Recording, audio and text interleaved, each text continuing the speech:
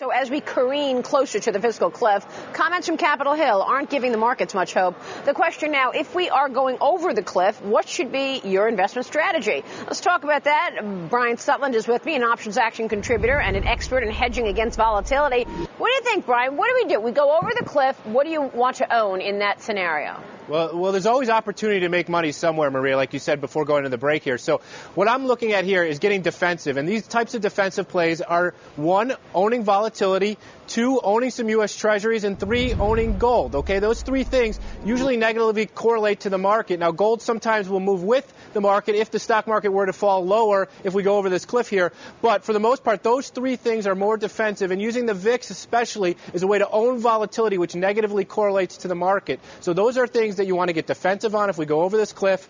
And Maria, if we go okay and things are all right, the politicians figure it out, there are some plays to the upside as well.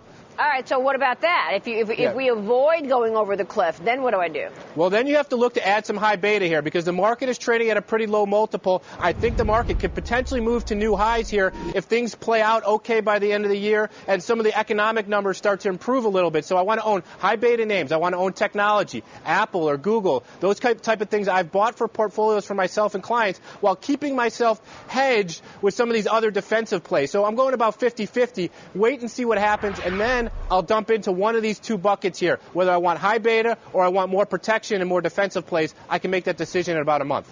All right, we'll leave it there. Thanks, Brian.